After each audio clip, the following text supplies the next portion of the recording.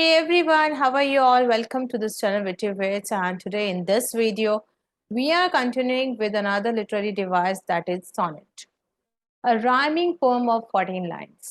तो देखेंगे कि sonnets क्या होते हैं, what are the types of sonnets and what all the important things which we need to remember before appearing for the exam. So let's get started. The term sonnet is derived from Italian word sonetto.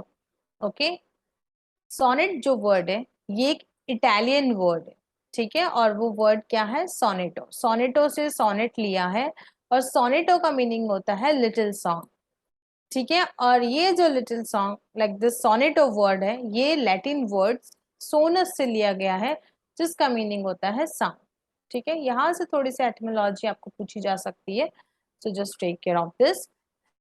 Then as we know that this sonnet word or this sonnet, it is originated in Italy and brought to England. ठीक है, Italy में बना, Italian word भी और Italy में ही पहली बार लिखा गया था। उसके बाद इसको इंग्लैंड लाया गया, किसने? Earl of Surrey, Sir Thomas Fire and Henry Howard in the 16th century, यानी कि सोनेट जो है वो इंग्लैंड में 16th सेंचुरी में आए। Okay, so that is also important. यहाँ से इन दो पर्सनालिटी के नेम्स आपको ध्यान में रखना होगा। इसके बाद हम देखेंगे कि एक्चुअली यदि हम डिफाइन करें सोनेट को तो क्या होगा। Sonnet is a formal poem. Okay, बहुत सारी थीम पे लिखी जाती है sonnet, love, politics and all, बहुत सारी थीम पर लिखी जा सकती है, but it's a formal poem with a fix structure. Sonnet का स्ट्रक्चर फिक्स होता है।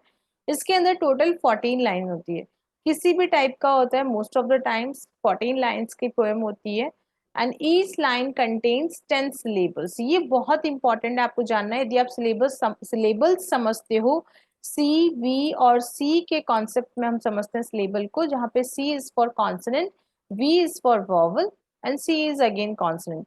तो एक सिलेबल के लिए एक वी का होना इंपॉर्टेंट है, उसमें एक या एक से ज्यादा सी हो सकते हैं, ठीक है। जैसे कि एक वर्ड लेती हूँ मैं, जी ओ गो, तो यहाँ पर जो जी है it's a consonant and V is a syllable, तो ये बना, सॉरी वॉवल, तो ये बना वन सिलेबल। तो वो कहते हैं कि एक, ये जो सोनेट होते हैं इनकी एक लाइन के अंदर 10 सिलेबल्स होते हैं, ठीक है। और 10 सिलेबल्स जो है वो 5 के पेयर्स में होते हैं, that's why we call them iambic pentameter. Penta equals to 5, ठीक है।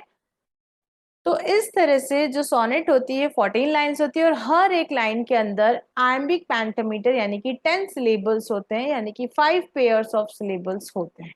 क्लियर? तो this is the fix structure which we were talking about. अब हम इसके बहुत सारे टाइप्स के बारे में बात करेंगे। So first of all the what comes is the Italian sonnet.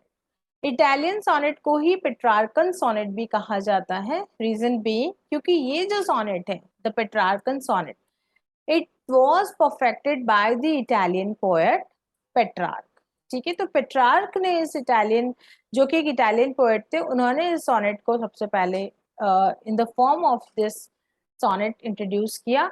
उन्होंने पूरी पोएम को जो कि 14 लाइंस की थी, उनको दो सेक्शंस में डिवाइड किया। पहला जो था स्टैंजा, उसे हम ऑक्टेव कहते हैं, जिसके अंदर 8 लाइन का था, है ना। तो जो दो स्टैंजा थे उसमें पहला स्टैंजा था, उसके अंदर 8 लाइंस थी, और जैसा कि आप जानते हो हर एक लाइन एम्बिक पेंटामीटर में लिखी हुई थी, मीन्स 10 सिलेबल्स वर देयर। तो जो 8 लाइन का था, 8 से बना ऑक्टा यानी कि ऑक्टेव, और उसकी राइमिंग होती थी A B B A B B A, means first line was rhyming together with the fourth line. Okay. और इसके अलावा 8 + 6 करेंगे हम, एक होता था सेस्टेट, ठीक है, that means having 6 line stanza, और उसकी राइम स्कीम होती थी सी डी सी डी या फिर C D E C D E. Okay, इसका एग्जाम्पल ले हम, तो एग्जाम्पल है how do I love thee. Clear? तो this is called Italian sonnet. आपको पेट्रार्कन सोनेट का पता होना चाहिए कि उसका जो लाइंस थी वो किन सेक्शंस में थे, स्टैंजास को क्या बोलते हैं, नॉट, दैट्स वेरी इजी। चलो नेक्स्ट हम देखते हैं द इंग्लिश और शेक्सपियरियन सोनेट। नाम से ही पता चल रहा है विलियम शेक्सपियर ने लिखा है ये, ठीक है। Variation of the Italian sonnet, Italian sonnet का ही दूसरा वेरिएशन है ये। इस सोनेट का जो पैटर्न है, इसके अंदर जैसे लास्ट में था कि 2 सेक्शंस में बांट दिया, इन्होंने क्या किया, 4 लाइन के 3 स्टैंजास बनाए, ठीक है। Suppose 1, 2 and 3 stanzas and each contains 4 line, जिसे हम बोलेंगे क्वाट्रेन। हर एक स्टैंजा के अंदर 4 लाइंस थी, जिसको क्वाट्रेन कहेंगे। Means there were 3 quatrains and a concluding couplet. Couplet का मतलब होता है 2 लाइन, ठीक है, और उस कपलेट के अंदर वो पूरी पोएम को कंक्लूड करते थे, ठीक है। तो यहाँ पे हुआ 4 मल्टीप्लाइड बाय 3, दैट इज 12, यानी कि 3 स्टैंजास जो थे 4 लाइंस के, टोटल 12 लाइंस। और जो लास्ट 2 लाइंस का स्टैंजा होता था उसको हम कपलेट कहते थे, जिसके अंदर कंक्लूजन। तो ये है इंग्लिश या फिर शेक्सपियरियन सोनेट का structure. Same like other sonnet, it also has 14 lines पर, और वही iambic pentameter.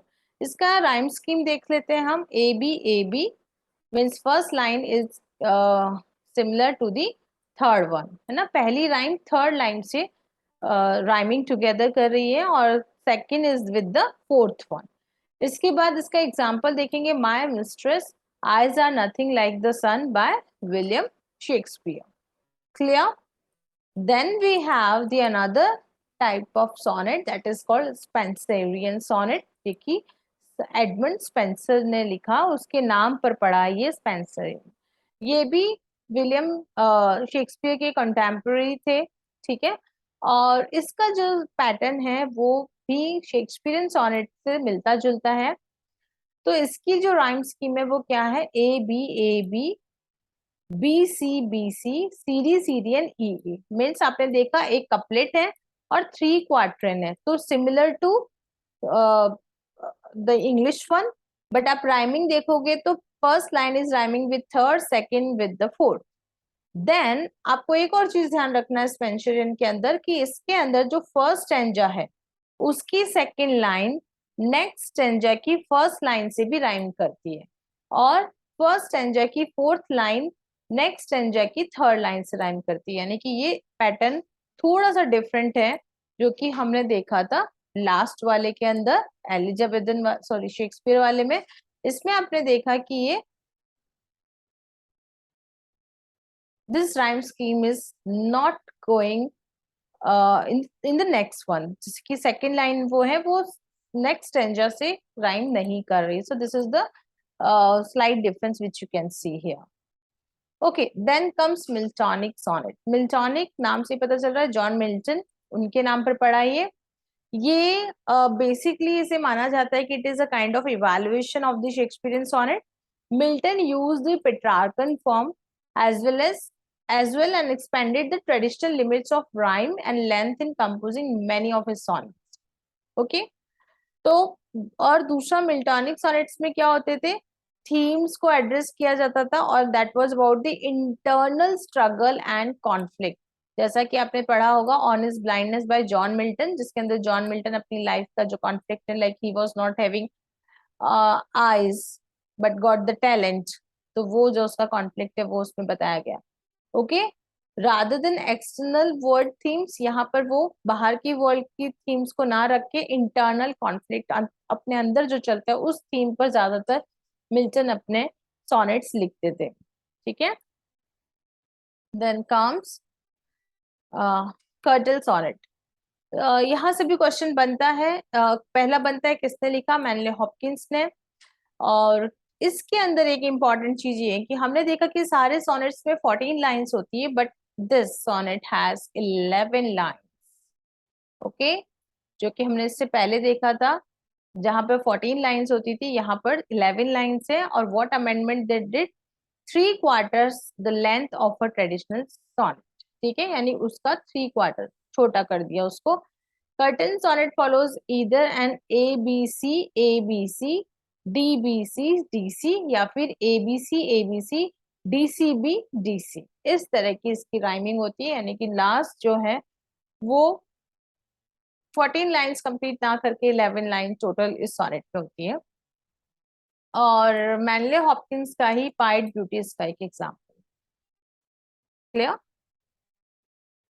So this way we have gone through some of the examples, some of the all the types of the sonnets and the important things which you can face when you are going to attempt for the exam. So thank you so much for watching this video. In case if you have any doubt, any question or anything which you want to ask, you can just put your query in the comment box. I will definitely try to help you out. Thank you.